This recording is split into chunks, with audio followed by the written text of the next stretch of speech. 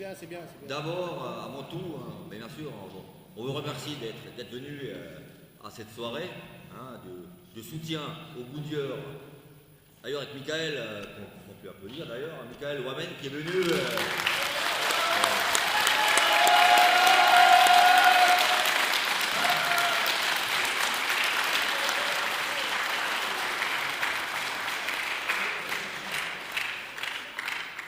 D'autant plus qu'aujourd'hui, très rapidement, dire qu'on fait quand même ce meeting dans un cadre bien particulier, parce que vous savez qu'il y a un mouvement social en France contre la loi El Khomri. Cette loi qui veut nous faire revenir un siècle en arrière. Je ne vais pas vous faire le détail parce que je pense que vous connaissez toutes les mesures contre le monde du travail et la jeunesse. Et on souligne aussi que la jeunesse aujourd'hui, qui est quand même aux avant-postes, et on peut le dire avec la répression policière, qui s'abat sur la jeunesse et bien sûr sur le monde du travail. Et je pense qu'on a intérêt à être à leur côté pour mener cette bagarre et on peut les saluer très fortement aussi.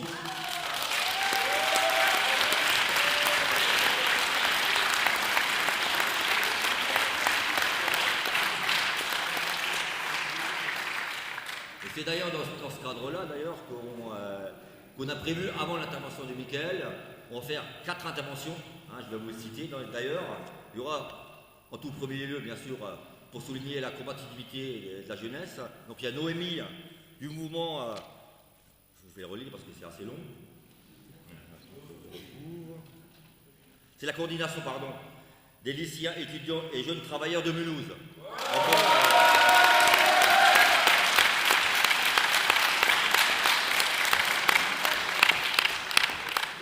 Ensuite, nous aurons André, du mouvement des chômeurs et des précaires.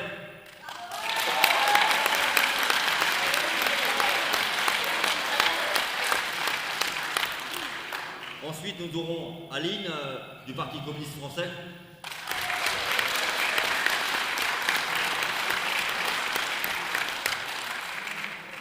Ensuite, nous avons un Bertrand, donc de la CGT PS à Mulhouse.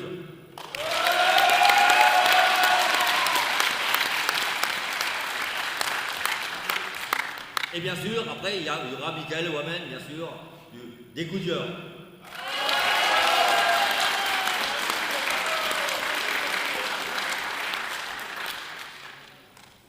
Alors, sans attendre, j'ai laissé la parole à Noémie.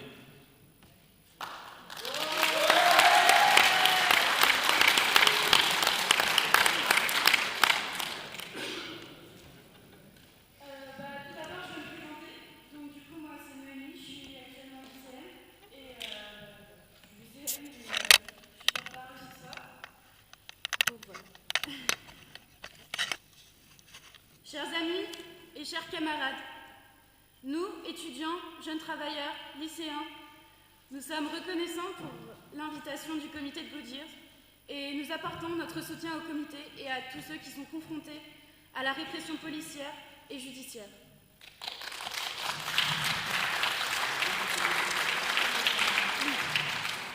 Cette répression policière est injuste, violente, aveugle et attaque jusqu'à la liberté de parole et de conscience.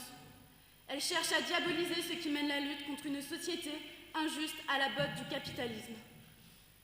Malgré cela, la jeunesse est présente main dans la main avec les travailleurs contre cette répression absolue et illégitime.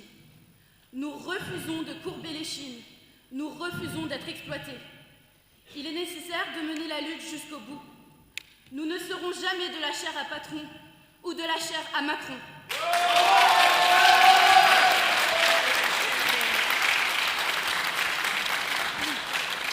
Car l'avenir qui nous prépare, nous le connaissons déjà, parce que nous le voyons déjà.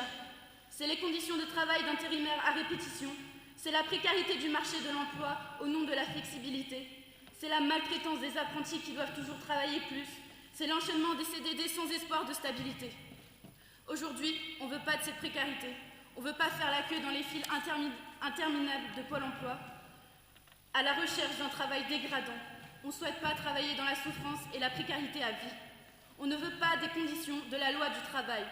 En résumé, de cette loi pour le patronat, on n'en veut pas.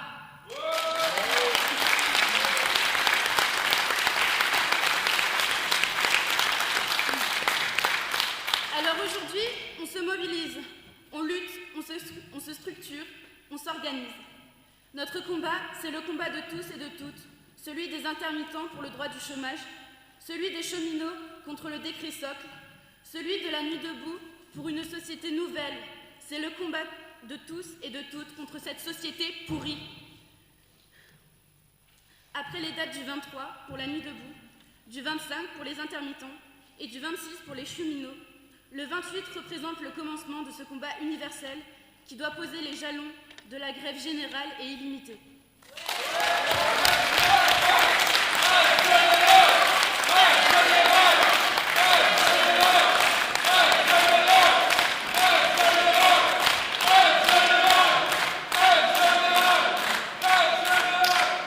Alors nous, lycéens, étudiants et jeunes travailleurs, nous voulons faire du 28 un succès.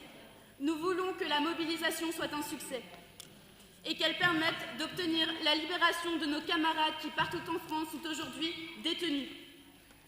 Si la mobilisation est un succès, nous ferons plier le gouvernement et le MEDEF avec lui. Nous pourrons proposer un projet populaire pour changer la société.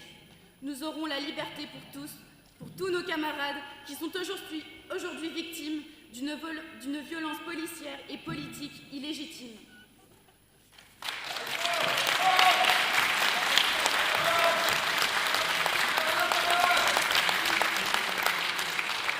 Cette répression capitaliste, injuste et violente, c'est la volonté du gouvernement de détruire le rapport de force.